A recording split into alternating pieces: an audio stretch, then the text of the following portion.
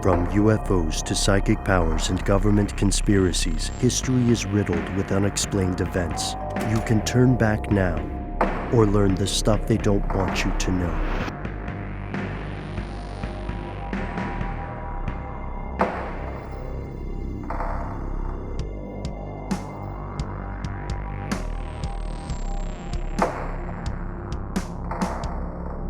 Where would you guys like to start today? I mean, we've been getting a ton of people writing to us about this monolith with updates on Here's Where It Gets Crazy. Yes, many of you will recall from, I believe, last week's episode, Matt brought the story before I really started seeing it pick up steam on social media, and now it's sort of become a meme, and then it's sort of taken on a life of its own. What am I talking about? Of course, I'm talking about the giant steel monolith-like structure that was discovered in a canyon in Moab, Utah.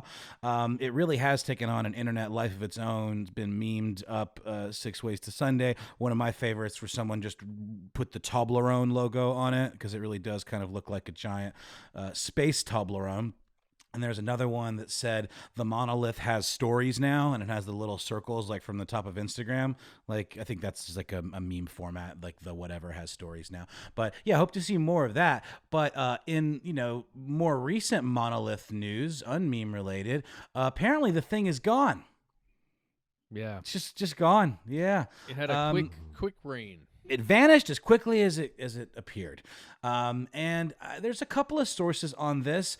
Only one have I found that has some specifics from a local who they interviewed, who seems to have seen it actually picked up and taken away in a truck, and then the words "bye bitch" were scrawled on the ground with like tire tracks and a urine stain. Oh, it was Aaron Paul.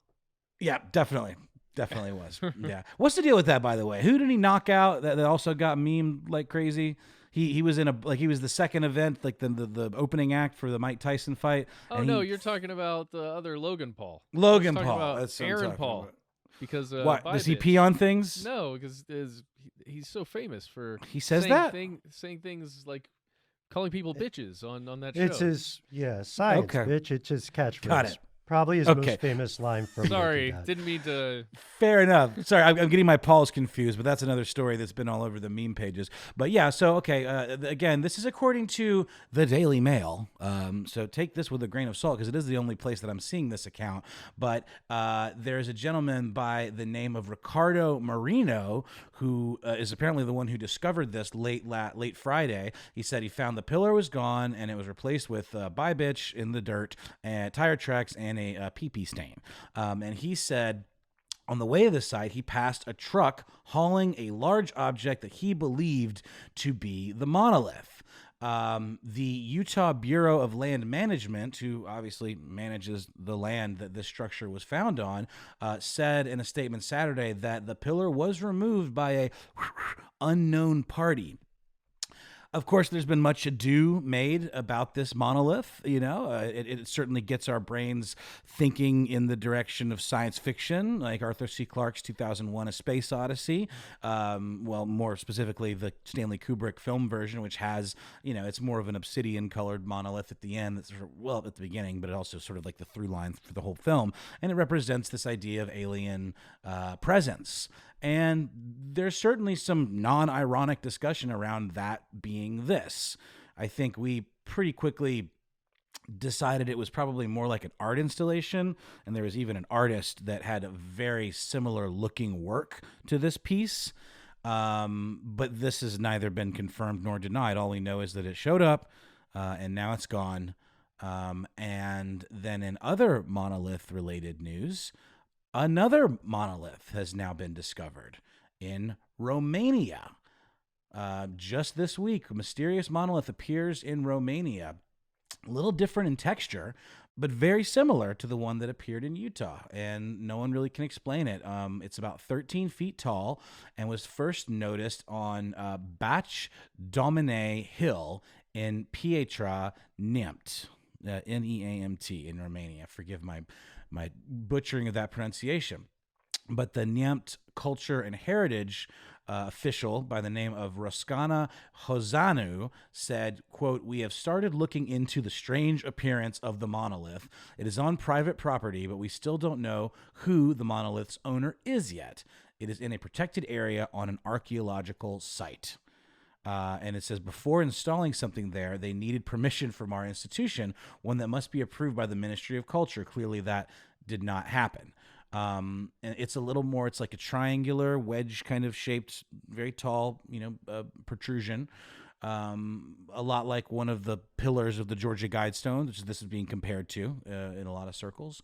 And yeah, it's only meters away from the city's oldest historical monument, something called the Petrodava Dacian Fortress, which faces something called the Holy Mountain, or Mount Kialau. Again, sorry for the butchery, but geez, guys, we're up to our ears in monoliths here. I mean, it's a sign of the times. A clever performance artist. I sent this to our group text thread, and Ben said he thought it was very smart of the artist to pick it up like that. And I meant to respond, or the aliens. But I mean, what do you think, Ben? You clearly seem to have an opinion about where this is coming from. Yeah, two things. It's highly likely, or it's plausible at least, that this was stolen, the monolith in Utah, because it blew up virally in a remote area. And the only report we have is the one eyewitness saying they saw a truck, and then, of course, humans leaving trash when they took the thing, because they ruin everything. That's like humanity in a nutshell. So how would it work if it were stolen? Well, it's really tough for the artist to get any recompense, the very human artist, I'm convinced. Because imagine if you're a private collector and you have this in your home, you can just say it's a replica or something different. And there's not really, the artist could try a civil suit, but then they would also be identifying themselves, which apparently they didn't want to do just yet. So I don't know if the actual artist took it. I think it's more likely that somebody in the area just decided to take it on a lark. It's possible. I don't have proof, but I have prejudice against humans, I guess, is the best way to say that. And then there's another point with the Romanian one. The reports are that the Romanian one is a copycat. It's inferior in quality. It may be, and we're just reading tea leaves here, or we're just reading Monolith script, but it may be that the entire point of the exercise was to have people copy this in other parts of the world, similar to the Toynbee tiles. You know what I mean? Interesting. I very much do know what you mean, Ben. And I do think that if it were extraterrestrials, probably pretty unlikely that they would be quoting a YouTuber back at us when they, beamed it back up and urinating on the site and leaving tire tracks just to throw us off. If this was like their big, grand gesture of, reconnecting or connecting with humanity, that seems pretty unlikely. Or at the very least, pretty sophomoric. I don't want to hang out with those aliens. They seem like pretty poor sports. I don't know, man. It's like, I think about this all the time. There was a great listener mail we got too about how we remove our anthrocentric presumptions and framing when we think about non-human intelligence or life. Culturally, if aliens had something that we could call a culture, then for all we know, the deposit of urine may be a tremendously culturally significant, nice thing. Maybe they're a species that communicates entirely through distribution of fluids, which is wild. But we should also hasten to point out that the urine is probably human too, right? Did they prove that? Did they have you could easily a pee guy come in? Yeah, you could extract urine from any bystanding humanoid that was around, right? It's pretty easy. Abduct a humanoid, take the contents of the bladder out, save it, deposit it down to, to frame up some human. Oh, you know what I'm I saying? see. Yeah, I got it. No, I'm completely joking. But yeah, we're having some fun with this. We talked, I think last time we talked about John McCracken, right? We sure did. The artist from New That's Mexico correct. who died in 2011. He passed away in 2011.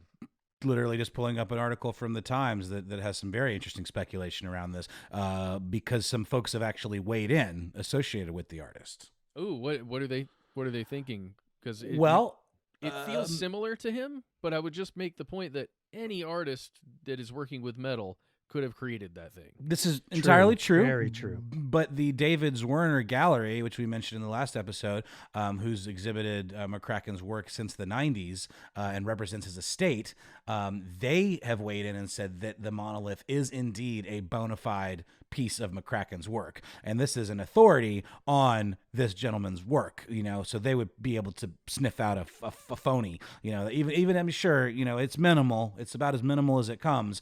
But I would argue if anyone was going to be able to like point it out, and be that definitive about it, they probably have a good reason. Here's the thing though. If he did do it, he died, like you said, in 2011. He apparently never mentioned it to any of his friends or the dealer. And so it's become a big discussion in the art world. And the artist's son, who is living, Patrick McCracken, he is kind of expressed like total bewilderment over the whole thing. And it hasn't really weighed in one way or the other. There's a quote from him in this Times piece of a memory with his father when he was still living. We were standing outside looking at the stars, and he said something to the effect of that he would like to leave his artwork in remote places to be discovered later. There you He go. said in a phone interview. And then they asked him, do you think he was joking? And he said, no, I thought it was something that he would do. He was inspired by the idea of alien visitors leaving objects that resembled his work or that his work resembled. This discovery of a monolith piece, that's very much in line with his artistic vision. Wow. See, I read that same piece, and I believe it's New York Times piece, the one you're talking about, came out a couple days, like about 3 days ago. I believe in that same piece, a spokesperson from the David Zwirner Gallery said, no, in an interview with Art News, a spokesperson said that they don't think it's a work by John McCracken, but maybe by a fellow artist paying homage to him. Well, that definitely conflicts with what's in the Times piece that came out, you're right, the 27th, today being the 30th.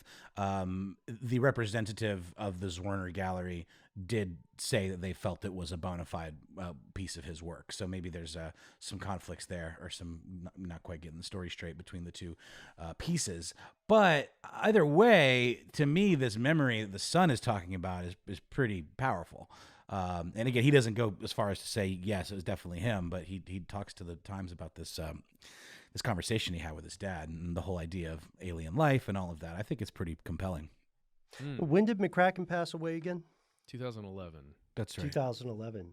Yeah. So, I mean, I think it's a really cool testament. I hope it was McCracken. And, without going into the idea of what happens after life, it would be neat to think that the artist is somehow cognizant of this and able to witness this discovery. Super cool. I think it's something everybody should do. Leave behind an unexplained legacy. And you know what I mean? It's the artistic version of planting a tree whose shade you will never sit beneath. Right. There you go. Yeah. I dig that. I really quickly before we move on, had you guys ever heard of this other monolith in Seattle? They called it the Millennium Monolith. Oh, no. There's a place called Magnuson Park, Magnuson Park, in Seattle, Washington, here in the United States. And on the 1st of January 2001, this 3 feet wide, 9 feet tall monolith appeared in this park out of nowhere. And it only lasted until the 3rd of January 2001, when it was removed and a single red rose was placed down into the concrete area where it was attached. It was a single red rose that was snapped in half, just sitting there after a couple days. Interesting symbolism there, maybe. That's powerful. Yeah. Yeah, I don't know. Someone's got a great collection at their house. Oh, totally. And no one weighing in yet on the Romanian monolith. I've seen a Twitter post with an actual photo of it, and it really does look like the same deal. It's triangular, very shiny, a little more textured, but fascinated to see where this goes. alien life or no, it's definitely its own kind of interesting conspiracy. It's sort of a nice one, I would say. I kind of like it. That Maybe the aliens are trying to tell us that they're from Uranus. Oh. Codename Doc Holliday. I think you have solved the case. Hopefully, that is how we learn about alien life. Hopefully, there are extraterrestrials. They live in our solar system. They communicate through PR. Uranus.